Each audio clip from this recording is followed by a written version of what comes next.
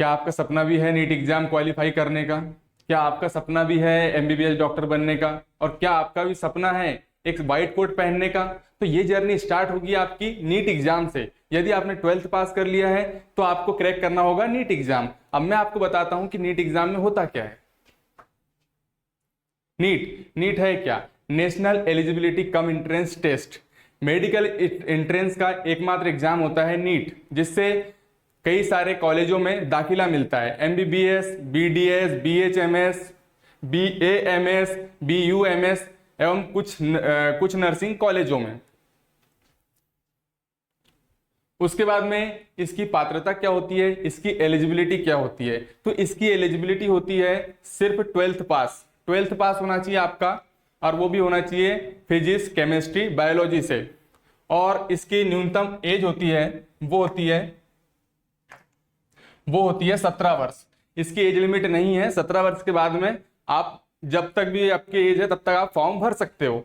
इसमें कक्षा 12वीं में पीसीबी के साथ में फिजिक्स, केमिस्ट्री और बायोलॉजी होना चाहिए।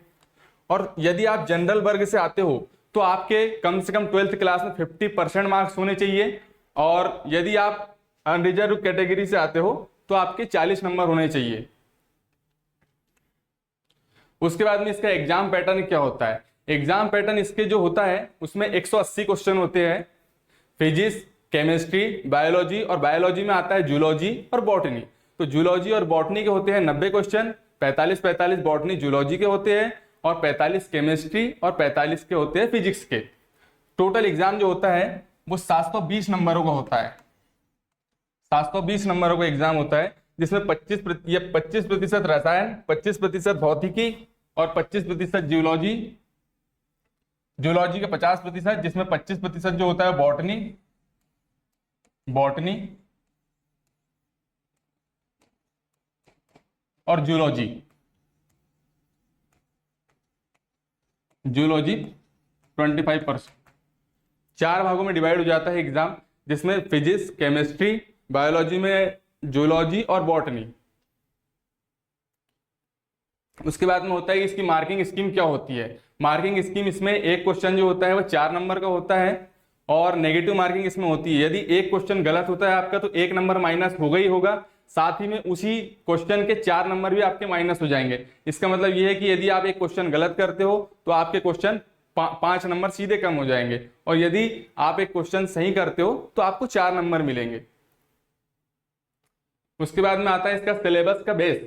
सिलेबस में मैंने आपको बता दिया, बायोलॉजी, केमिस्ट्री और फिजिक्स 3 सब्जेक्ट होते हैं, जो आपको 11th और 12th की जो एनसीईआरटी होती है उसे ही आपको लाइन बाय लाइन कवर करना होता है, जिससे आपका नीट एग्जाम आसानी से क्रैक हो जाता है। उसके बाद में आपका टारगेट स्कोर क्या होना चाहिए? यदि आपको एक अच्छे मेडिकल कॉलेज में अगर एक एंट्रेंस लेना है तो आपको कितने नंबर लाने चाहिए? 720 नंबर का जो है एग्जाम होता है। यदि आप जनरल से हो तो आपको लगभग 680, और यदि आप ओबीसी से हो तो आपको 650 नंबर, और यदि आप एसटी या फिर एससी से हो तो लगभग आपको 500 या 550 नंबर लाने होंगे, जिससे आपको एमबीबीएस की सीट आसानी से मिल जाएगी। वो डिपेंड करता है कि एग्जाम का पैटर्न क्या था और एग्जाम का लेवल क्या था। उसके बाद में एक सक्सेस स्ट्रेटजी क्या होती है, कैसे आप नीट एग्जाम को क्रैक कर सकते हो आसानी से। एनसीईआरटी जो बुक होती है 11th और 12th क्लास की, उसकी लाइन बाय लाइन आपको जो है स्टडी करना होता है बारीकी से, जिससे क्या होता है कि एग्जाम आसानी से क्रैक होता है और बच्चे को दिक्कत नहीं होती है। ओएमआर सीट का ध्यान रखना, क्योंकि नीट एग्जाम जो है वो ऑफलाइन एग्जाम होता है, जिसमें ओएमआर सीट भरनी होती है, जिसमें क्या होता है कि जो गोले होते हैं ना उन्हें काले करने होते हैं।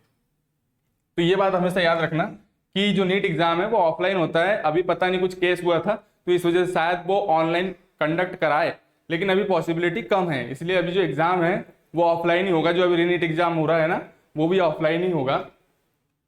उसके बाद में आप लगातार रिवीजन करते रहिए और एक ये बना लीजिए स्ट्रेटजी कि लर्न, प्रैक्टिस और रिवीजन। सीखते रहिए, समझिए और उसे रिवीजन करते रहिए, जिससे क्या होगा कि आपको कोई दिक्कत नहीं आएगी। उसके बाद में हर वीक में आप डेली मॉक टेस्ट लगाते रहिए। हर वीक में एक एग्जाम का जो पैटर्न जिस हिसाब से आता है उसका आप टेस्ट देते रहिए, जिससे क्या होगा कि आपका एग्जाम आसानी से क्रैक होगा। और जो आज की मेहनत ही आपकी कल जो है आपका सफेद कोट का जो है वो सपना पूरा करेगी। तो आप तैयारी जो है वो अच्छे से कीजिए, जी जान लगा दीजिए, ताकि आपका जो है एमबीबीएस बनने का जो सपना है ना वो पूर्ण हो पाए, एमबीबीएस टारगेट।